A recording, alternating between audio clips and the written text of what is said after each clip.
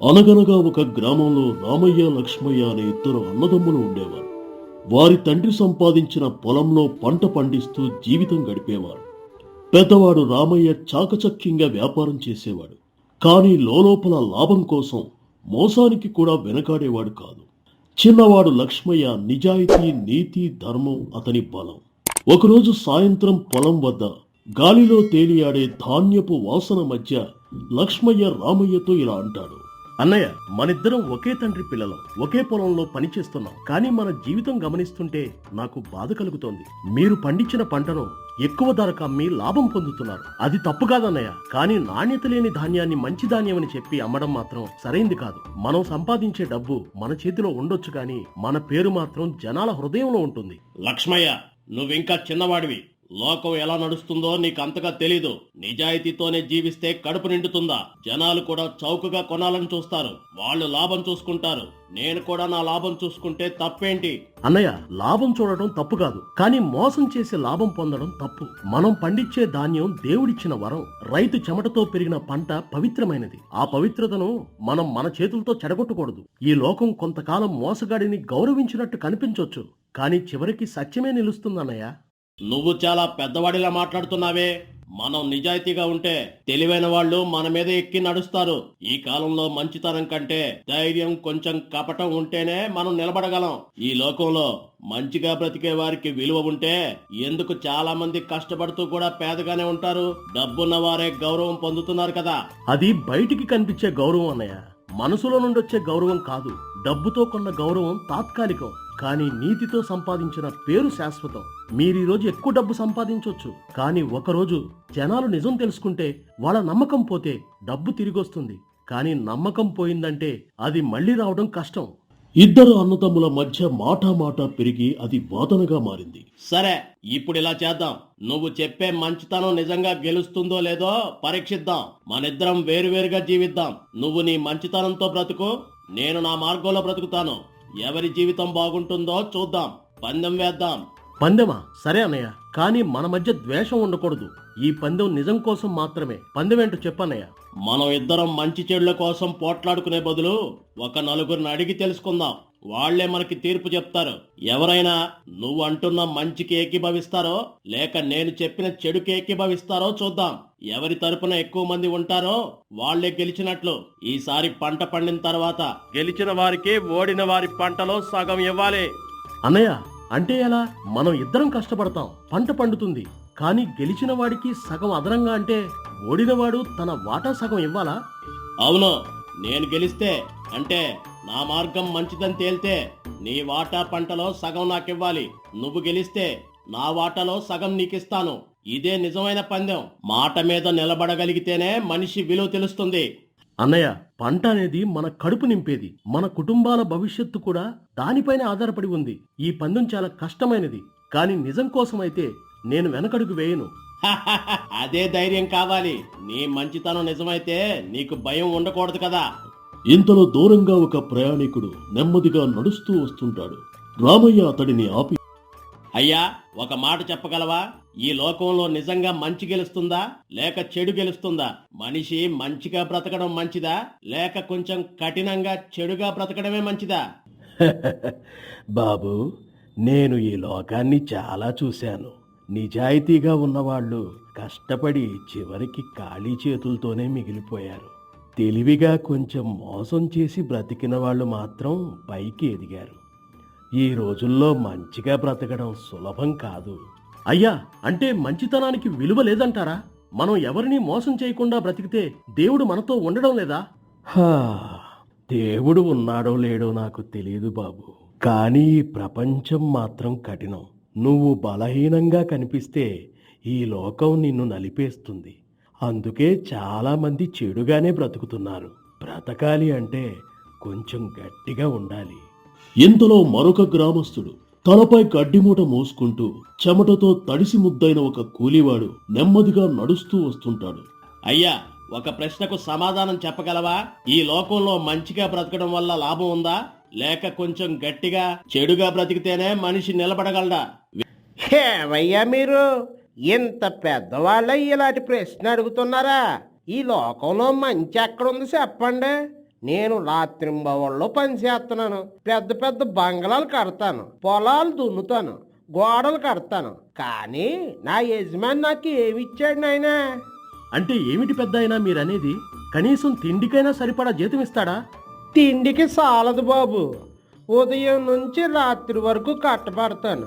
చివరికి చేతిలో పడేది కొద్దిపాటి డబ్బు. అందులోనూ కోత పెడతాడు. పని సరిగా చేయలేదు అని మళ్ళీ తగ్గిస్తాడు. నేను మంచిగా నిజాయితీగా పని చేసిన ఫలితం ఇదే. విన్నావా లక్ష్మయ్య? ఇది లోకం నిజం.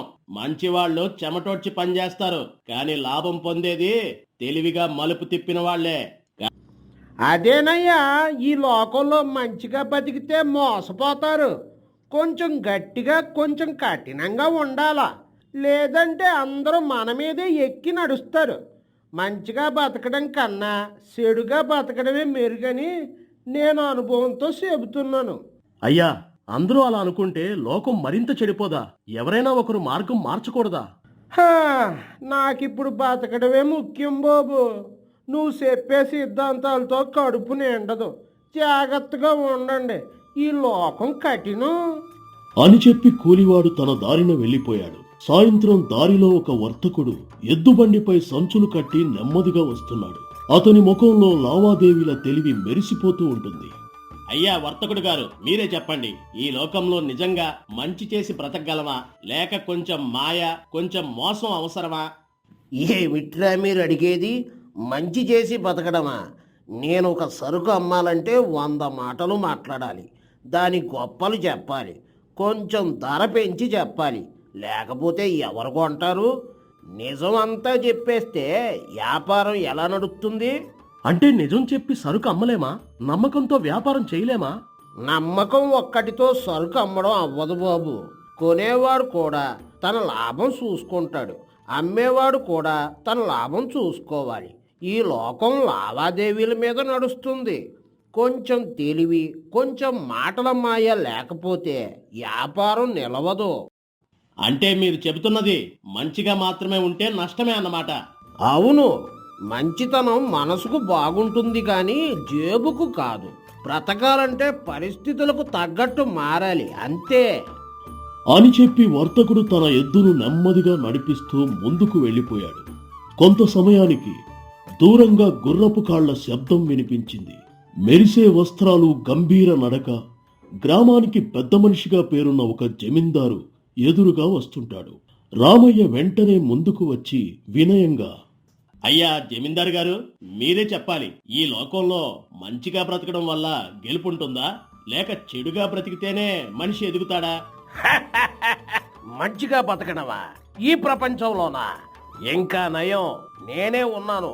నేను మంచిగా బ్రతకడం మొదలు పెడితే అయ్యా, మీరు మాట పూర్తి చేయలేదు. లోకం ఎలా నడుస్తుందో తెలిసిన వాళ్ళకి మాటలు పూర్తి చేయాల్సిన అవసరం ఉండదు. లక్ష్మయ్య, ఇప్పుడైనా ఒప్పుకుంటావా?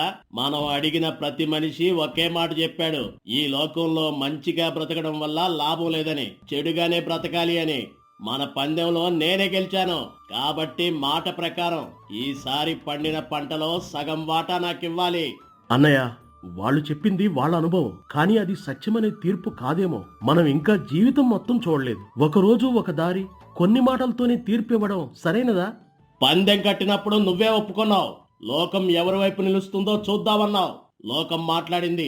3 సాధారణ మనుషులు, ఒక పెద్ద మనిషి, అందరూ ఒకే మాట చెప్పారు. ఇక వెనక్కి తగ్గడం న్యాయమా? నేను మాట తప్పనన్నయ్య. నా పంటలో సగం నీకు ఇస్తాను. కానీ ఒకటి మాత్రం గుర్తుంచుకో, మనం వినింది మనుషుల మాట. ఇంక కాలమే అసలు తీర్పు చెప్పాలి. కాలమా? కాలం కూడా తెలివిగల వాళ్ళకే సహాయం చేస్తుంది. సరే, పంట కోత కోసిన రోజున నీ సగం వాటా నాకు సిద్ధం చేయి. ఈ పందెంలో గెలిచింది నా మార్గమే. కొంత సమయానికి కోతకాలం వస్తుంది. పందెం ప్రకారం లక్ష్మయ్య తన వాటా సగం రామయ్యకు ఇచ్చాడు. తన చేతిలో మిగిలింది చాలా తక్కువ. లక్ష్మయ్య తన దగ్గర మిగిలిన పంటను అమ్మి ముందుగా ఉన్న అప్పులన్నీ తీర్చేశాడు. ఇదేందయ్యా, పండిన పంటలో సగం మీ అన్నకిచ్చేశారు. తక్కిన పంటతోనైనా కాలాన్ని గడుపుదాం అనుకుంటే అది కూడా అమ్మేసి అప్పులన్నీ కట్టేశారు. ఇక మన పిల్లలు ఏం తినాలి, ఏం బతకాలయ్యా? కోప్పడికే. నేను మా అన్న దగ్గరికి వెళ్ళి ఎలాగైనా బ్రతిమాలి కొంత ధనాన్ని అప్పుగా తీసుకుని వస్తాను. అన్నయ్య, పరిస్థితి చాలా కష్టంగా ఉంది. పిల్లలకు తిండి లేదు. కొంత డబ్బు అప్పుగా ఇవ్వగలవా? పంట వచ్చేసరికి తిరిగిస్తాను. అప్పుగా ఇస్తాను లక్ష్మయ్య, కానీ ఒక షరతుంది. నువ్వు ఉంటున్న గుడిసెను నా పేరు మీద రాసివ్వాలి, భద్రత కోసం. మాట మీదే డబ్బు ఇవ్వలేను. అన్నయ్య, అది మా పిల్లలు తలదాచుకునే చోటు. కానీ నీకు నమ్మకం లేదు కదా? నా కుటుంబం ఆకలితో ఉండకూడదు. మీరు అడిగినట్టే నా గుడిసెను తాకట్టు పెడతాను అని ధనం తీసుకుని ఇంటికి వెళ్లి భార్యకు అంతా వివరించి చెప్తాడు. ఏమిటయ్యా ఇది? పంట ఇచ్చేశావు, ఇప్పుడు గుడిసె కూడా తాకట్టు పెట్టేశావా? అనుకున్న సమయంలో అప్పు తీర్చకపోతే మనం ఎక్కడికి పోవాలయ్యా? పిల్లల భవిష్యత్తు ఏమవుతుందోని ఆలోచించావా? మంచిగా బ్రతకాలనే నీ తపన మనల్ని వీధికి తెచ్చేసిందయ్యా. నేను తప్పు చేశానా? నేనెవరిని మోసం చేయలేదు, ఎవరి హక్కు తీసుకోలేదు. నిజాయితీగా ఉండాలని మాత్రమే అనుకున్నాను. కానీ ప్రతి అడుగులో ఓటమి ఎదురవుతోంది. నా మంచితనం వల్లే మీరందరూ ఇబ్బంది పడుతున్నారా అని నా మనసు నన్నే ప్రశ్నిస్తోంది. మంచితనం తప్పు కాదు, కానీ ఈ లోకం కఠినం. మన పిల్లల కన్నీళ్లు చూసి కూడా నువ్వు అదే మార్గంలో నడవాలనుకుంటున్నావా? మనం బ్రతకాలంటే ముందుగా బలంగా ఉండాలి. మరుసటి ఉదయం ఎవ్వరికీ చెప్పకుండా అడవిలోకి నడుచుకుంటూ వెళ్లి ఒక పెద్ద వృక్షం కింద కూర్చున్నాడు. దేవుడా, నేనే తప్పు చేశాను. నిజాయితీగా ఉండాలనుకున్నాను, ఎవరికీ అన్యాయం చేయలేదు. అయినా ఎందుకు నా పిల్లల కడుపు ఖాళీగా ఉంది? మంచిగా బ్రతకడం పాపమా? లేక ఇది నా సహనానికి పరీక్ష? నా మార్గం తప్ప? లేక ఈ లోకం నిజంగా చెడికే మద్దతిస్తోందా? బాధలతో అలసిన మనసు, శ్రమతో క్షీణించిన శరీరం, అతడు తెలియకుండానే నిద్రలోకి జారుకుంటాడు. అయ్యో, తెలియకుండానే నిద్రలోకి జారుకున్నాను. చీకటి కమ్ముకుంది. ఇప్పుడు ఇంటికి వెళ్దామంటే అడవి మార్గం గోచరించదు. ఇక్కడే ఉంటే క్రూర మృగాలు చంపి తినేసేలా ఉన్నాయి. ఈ రాత్రి ఎలాగోలా ఈ చెట్టెక్కి ప్రాణాలు కాపాడుకుని రేపు ఉదయాన్నే ఇంటికి బయలుదేరతాను అని చెట్టుపైకి కూర్చుంటాడు. ఇంతలో ఎప్పటిలాగానే కొన్ని పిశాచాలు ఆ చెట్టు దగ్గరకు చేరుకుని, అయ్యా, రాత్రి సంచారులారా, మన కర్తవ్యమేమి, మన కార్యమేమి? ఈ భూమిపై కలహములు రేపుట, మనుష్యుల మనసుల్లో కల్మషము నింపుట మన ధర్మమని మీరు ఎరుగుదురు. ఇప్పటి వరకు మీరు చేసిన కార్య విశేషములు ఏవి? ఎవరు చెప్పుదురు? ప్రభు, సమీప గ్రామమందు ఇద్దరు అన్నదమ్ములు సఖ్యముగా జీవించుచుండిరి. వారి మధ్య సౌహార్దము, పరస్పర నమ్మకం అఖండముగా నుండెను. నేను వారి చెవుల్లో అనుమాన గుసగుసలు వేసి తిని, లోకము చెడుగానే గెలుస్తుంది అని వారి మనస్సులో సందేహ విత్తనాలు నాటి తిని, ఫలితమేమిటి? తమ్ముడు తన పంటను గుడిసెను సైతం అన్నకే రాయించుకొనెను. సఖ్యము శత్రుత్వమై మారెను. కలహముంటే కలిసిన చెట్టు కూడా ఎండిపోతుంది అనే నానుడి సాక్షాత్కారమయ్యెను. కార్యము చాకచక్యముగానే జరిగెను, కానీ లోపం ఉందయ్యా. ఆ వటవృక్షం క్రింద ప్రతి ఉదయం తారక రేణువుల వలె మెరుస్తూ ఉండే మంచు బిందువుల గుణము నీకు తెలియదు. ఆ మంచు బొట్టును తీసుకొని ఆ తమ్ముని పొలములో చల్లినచో భూమి సువర్ణమయమగును, పంటలు బంగారమై పండును. అతని వాకిట్లో చల్లినచో పేద గుడిస మహామందిరమగును. అప్పుడు అతడు అన్నకు అన్నిటినీ దానము చేయునేమో. అప్పుడు నీ కృషి వృధా కాదా? ప్రభు, ఆ రహస్యము అతనికి ఎట్లు తెలియను? ఈ రాత్రి సంభాషణ గాలికే గోచరము. మన మాటలు మానవ కర్ణాలకు అందవు. తెలిసినప్పుడు చూద్దాములే ప్రభు. సరే, నీవు ఏమి చేయితివి? మన పక్క గ్రామమునందు నేను నీటిని ఆరబెట్టి తిని, బావులు ఎండిపోగా ప్రజలు దూర ప్రాంతమునకు వెళ్ళి బహుప్రాయసముతో నీరు మోసుకొని వస్తున్నారు. మార్గమధ్యే పలువురు ప్రాణాలు కోల్పోయిరి. నీరు లేని చోట జీవం ఎక్కడ అని వారి దుఃఖధ్వనులు వినిపించుచున్నవి. మరి అది పూర్తి కార్యమా? ఆ గ్రామమునకు సమీపముగా ఉన్న కొండరాయి తెలుసా? దానిని ఒక్కసారిగా గట్టిగా తాకినచో అంతులేని జలధార ఉప్పొంగును, నది వలె ప్రవహించును. నీ కృషి ఒక రాతి బండను తిప్పడంతో అంతమగును. రహస్యమున్న చోట ప్రమాదముంటుంది అని మరిచితివా? అది ఎవరికి తెలియదు ప్రభు. మన రహస్యములు మనకే పరిమితం. ఎవరికైనా తెలిసినచో అప్పుడే చూద్దాం. మరి నీవు? మన దేశ రాజకుమార్తెకు అంధత్వం కలిగించి తిని వైద్యులు, మంత్రగాళ్ళు, హకీములు అందరూ విఫలమయ్యిరి. రాజమందిరమంతా శోక సంద్రమాయెను. అహో, కాని ఆ వ్యాధికి ఔషధమేమిటో నీకు తెలియదు. ఇదే వటవృక్షమున క్రింద ఉన్న మంచు బిందువులను ఆమె నేత్రాలపై రాసినచో అంధత్వం నివృత్తి అయ్యి మళ్ళీ లోకమును బేషుగ్గా చూస్తుంది. కాబట్టి ఇక నుండి కార్యములు చేయునప్పుడు లొసగులు లేకుండా జాగ్రత్త వహించండి. ఆజ్ఞాపించండి ప్రభు, ఇక జాగ్రత్త వహింతుము. పదండి, రాత్రి మిగిలిన వేళ మన కార్యములకు వెళ్దాం. అజ్ఞానమే మన బలం, అది మనుష్యులకు తెలియకుండా ఉండాలి అని చెప్పి పిశాచగణం మసకనులవై గాలిలో లీనమైపోయింది. వృక్ష శిఖరమున కూర్చున్న లక్ష్మయ్య అంతా జాగ్రత్తగా విని నిశ్శబ్దంగా దిగి వచ్చి వటవృక్ష మూలమందున్న మెరిసే మంచు బిందువులను జాగ్రత్తగా ఒక పెద్ద దళసరి ఆకుపాత్రలో సేకరించి, ఇదంతా దైవకృప లేక విధి ప్రసాదమా? దేవుడా, దిగువ పడిన వాడికి దారి చూపేది దైవమే అని పెద్దలు అన్నది నిజమే.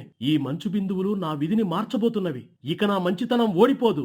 అతడు ఉదయారుణ కిరణాల వైపు నడక ప్రారంభించెను. నేరుగా తన పంట పొలాల మీద, తన ఇంటి వాకిట్లో మంచు బిందువులను చల్లుతాడు. వెంటనే ఒక ధాన్యపు గుట్ట అక్కడ ప్రత్యక్షమైంది.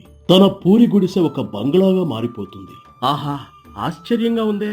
నిజంగా నమ్మలేకుండా ఉంది. ఆ పిశాచాలు అన్నట్టే ఈ మంచు బిందువులకు ఏదో అతీతమైన శక్తి ఉంది. ఇన్నాళ్లకు ఆ దేవుడు నాపై దయ చూపించాడు. ఏందయ్యా ఇదంతా? రాత్రంతా ఎక్కడికెళ్ళావు? వింతలా ఉంది. మంత్రాలు మాయలు నేర్చుకొనొచ్చావా?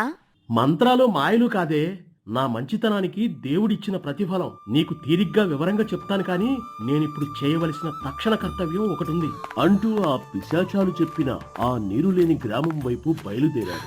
ఇంతలో అతనికి దూరము నుండి వస్తున్న ఒక ముసలవ్వ కనబడుతుంది. అమ్మా, చాలా దాహంగా ఉంది. కాస్త మంచినీళ్ళిస్తావా? నాయనా, ఈ నీళ్ల కోసం మేము 4 కోనలు తిరిగి తెచ్చుకున్నాం. దారిలో సగం చిందిపోయాయి. మా ఇంట్లో పిల్లలు, పెద్దలు ఈ నీళ్ల కోసమే ఎదురు చూస్తున్నారయ్యా. అయినా నీకు దాహమంటే ఎలా కాదనగలను? తాగు బిడ్డా. అమ్మా, నీ మంచితనం వృధా కాదు. నేను తిరిగి వచ్చేసరికి మీ ఊళ్ళో నీళ్లు పుష్కలంగా ప్రవహిస్తాయి. ఇది తెలుసుకున్న గ్రామస్తులు అతడి దగ్గరికి వచ్చి, బాబూ, మాకు నీళ్లు లేక ఎన్నో రోజులు కష్టపడుతున్నాం. మమ్మల్ని రక్షించు నాయనా, మీకు పుణ్యం ఉంటుంది.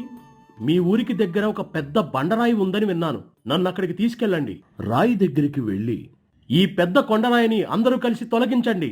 మీ నీటి సమస్య ఇక్కడే పరిష్కారం అవుతుంది. రాయి తొలగించగానే పాతాళగంగ ఉప్పొంగుతుంది.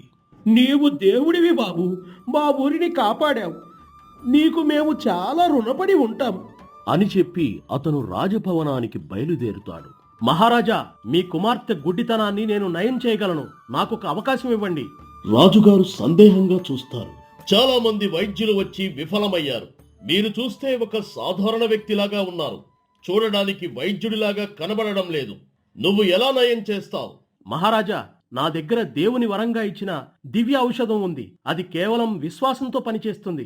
నాకు ఒక్క అవకాశం ఇవ్వండి.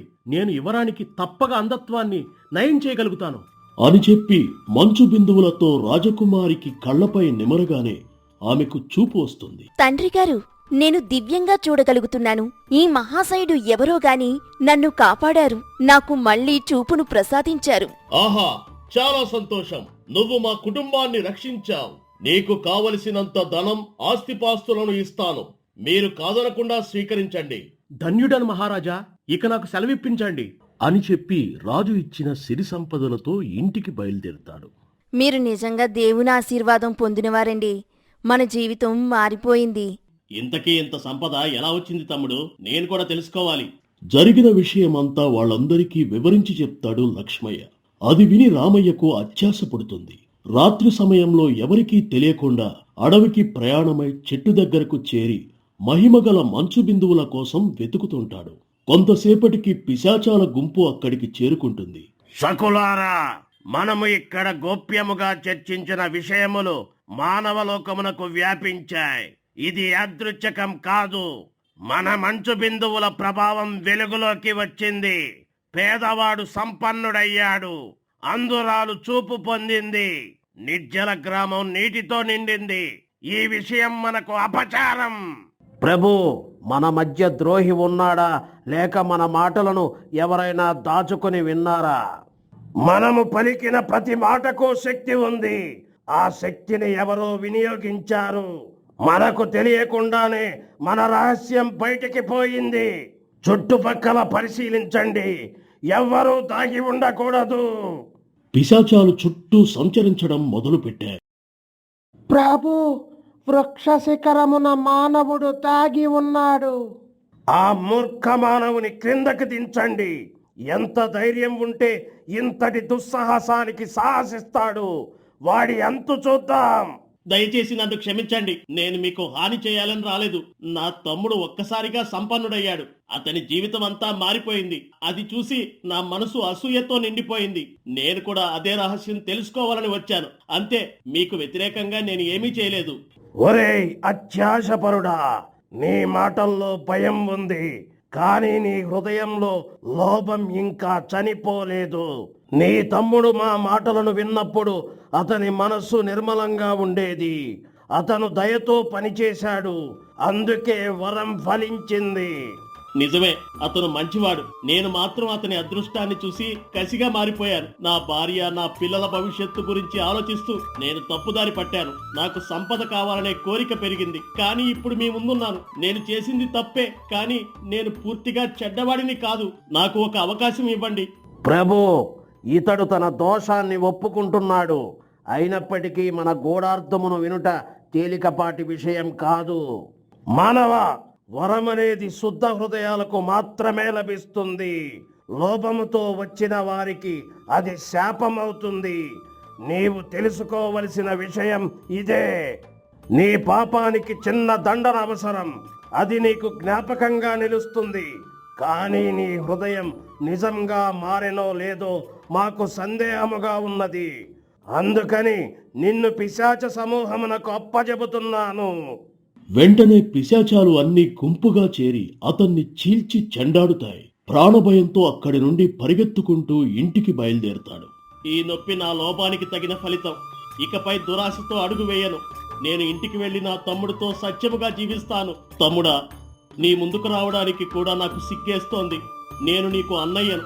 నీకు ఆదర్శంగా ఉండాలి. కానీ నేను చేసిన పని ఏమిటో ఇప్పుడు ఆలోచిస్తే నా తల వంచుకోవాల్సి వస్తోంది. నీ సంతోషాన్ని చూసి సంతోషపడాల్సిన నేను నీ అదృష్టాన్ని చూసి అసూయపడ్డాను. నీ కష్టాన్ని గుర్తించకుండా నీ ఫలితాన్ని మాత్రమే చూసి నేను లోపపడ్డాను. నేను అడవికి వెళ్ళాను. నీవు చెప్పిన రహస్యం తెలుసుకోవాలని కాదు, దోచుకోవాలని వెళ్ళాను. అన్నయ్య, నువ్వు అడవికి వెళ్ళావా? ఎందుకిలా చేశావు? అదే నా పొరపాటు తమ్ముడా.